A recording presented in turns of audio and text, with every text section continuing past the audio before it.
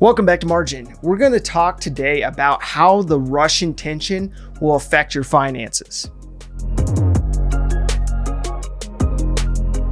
Now, as humans, even the most informed, the most trained, and the most level-headed individuals can respond out of emotion and out of fear with a level of impending threat. Now, the most recent of which being, of course, the Russian invasion of Ukraine and the geopolitical, the economic, and the social impact of this.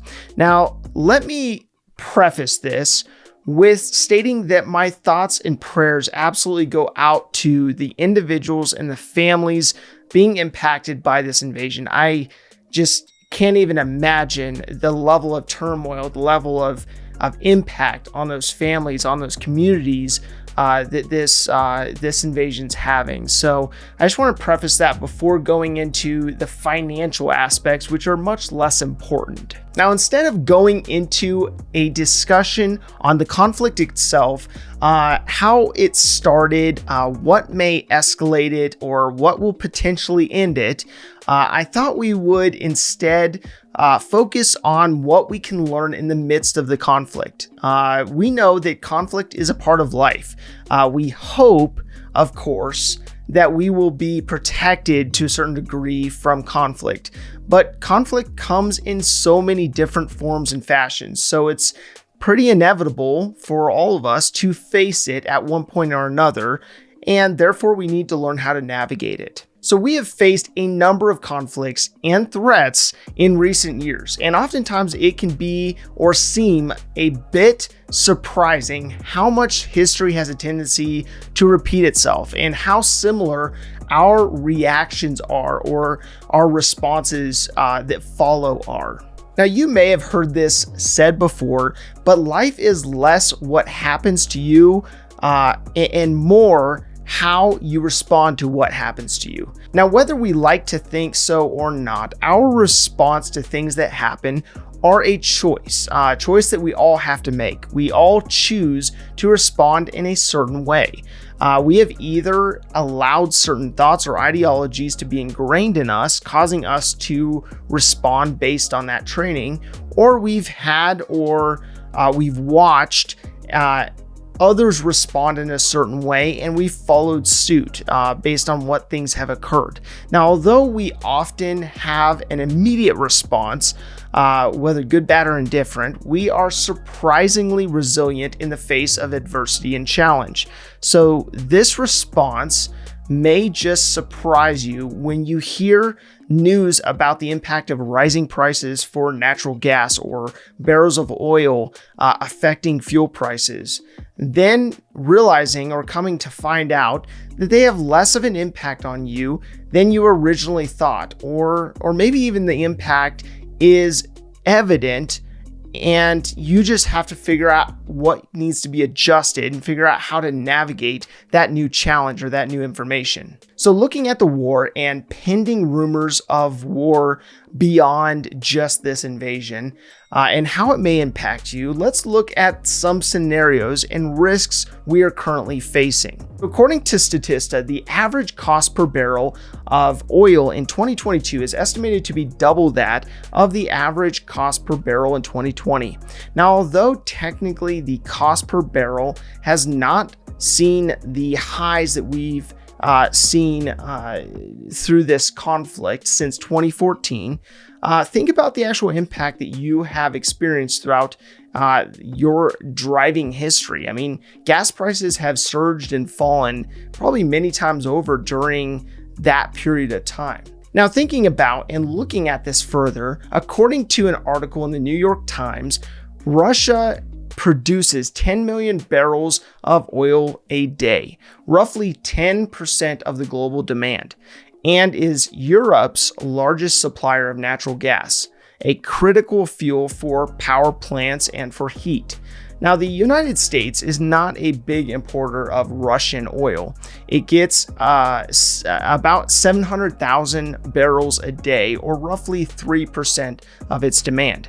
Now, it's amazing how much we respond to looking at Russia's impact in regards to its exports and how that translates only to about 3% of the usage or the demand that we have in the United States. And yet we have a very visceral or reactionary response to what's going on. Now, of course, again, I'm not discounting the impact of higher prices of commodities, and I would be lying to you if I was not concerned about how sustainable the price increases we have seen actually are.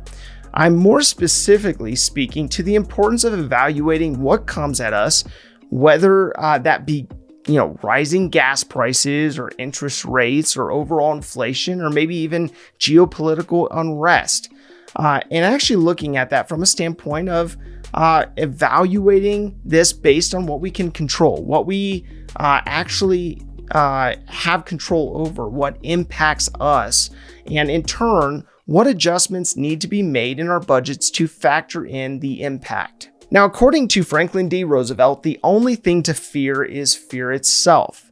Unless you're Jeremy Grantham, and a super bubble is something else to actually fear. Now, there's a lot of coverage on the everything bubble, or what Jeremy would call a super bubble. Now, he stated in an interview with Yahoo, quote, "I like to categorize a bubble as a state of euphoria, which involves greed, irrational exuberance, and overpriced assets, which are disconnected from their fundamentals.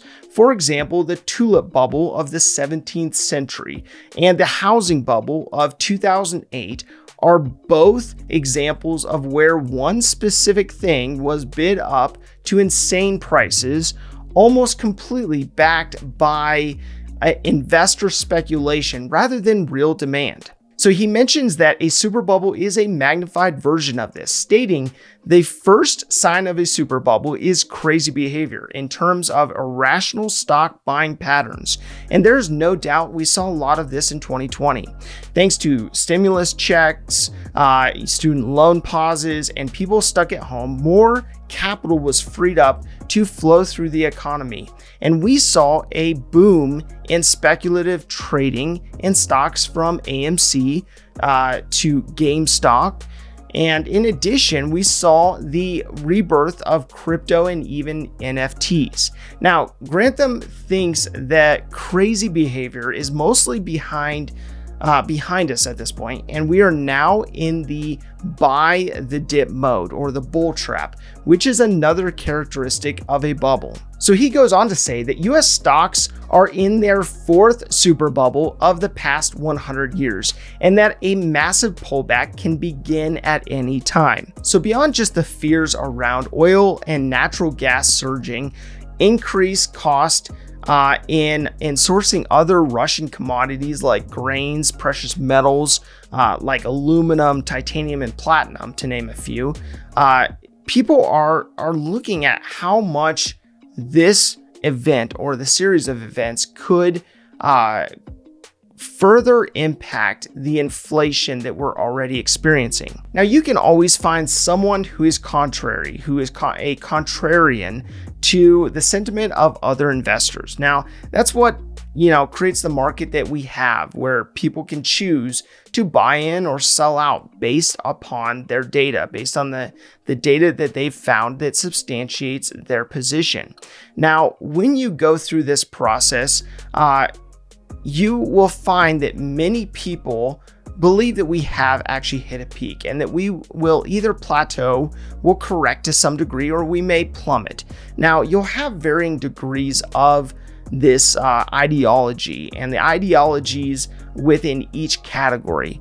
But what is important is that you figure out for yourself what your ideology is, what your positioning is, and not necessarily just running after following or duplicating what someone else is doing, but actually building up that information and making the decisions you feel you need to make for your specific finances. So whether you believe that we have hit our peak or not, what is important to recognize is that we do have a lot of volatility in the markets. We've experienced a lot of volatility in the past few weeks as people were already nervous about a pending recession, inflation continually climbing, interest rates, and prospective increases by the Fed in coming months.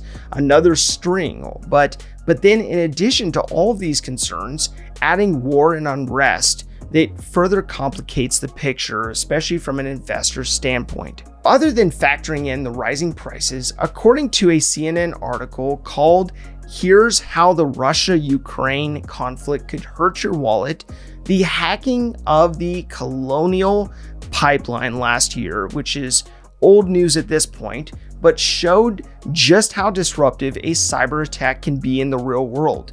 The cyber intrusion shut down one of the most important pipelines in America, sparking panic buying that left many gas stations in the Southeast empty. A successful cyber attack on America's financial system, a top worry of Fed Chairman Jerome Powell, could be even more disruptive. A cyber attack is just one example of how the Russia-Ukraine situation could spill over into daily life. As you can see, there are so much of these current events that are seemingly out of our hands to control.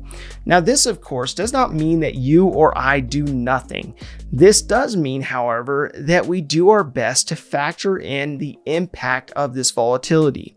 Now, you can do this by looking at what you purchase, how much of what you purchase, and when, and timing that accordingly.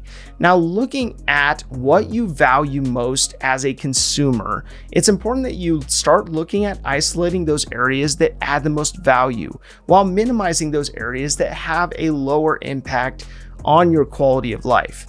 Now, no matter what your perspective is, there are a lot of unknowns, a lot of volatility, and I think it's a perfect time to evaluate, not just to simply sell off everything because the markets are in retreat or that's what your neighbor or mailman is doing, but for you to evaluate what your position is, your risk tolerance, and in the season of life that you're in, whether you can take on that volatility or not. Now, we cannot live our lives in fear. It's not only not healthy to do so, but it steals the joy out of life. So use this opportunity to look at what you enjoy most in life and double down in those areas while reevaluating what areas of your life may be inflated in areas that matter much less to you, that are more of a distraction from the things you really enjoy, the things you really value.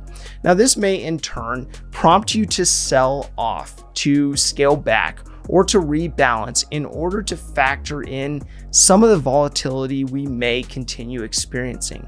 But nonetheless, you should have conviction around your own approach, around your methodology for your finances. And whether or not this war continues or escalates or not, you should have a position in regards to your finances and your approach so that you can be more proactive than reactive. If this information is helpful to you, explore the Margin membership, where me and my team will help you take the information you're learning and apply it to your life and your finances. I've built an interactive course that allows me and my team to come alongside people like you to help you revamp your finances and build margin into your life. Click the link in the description below for more information.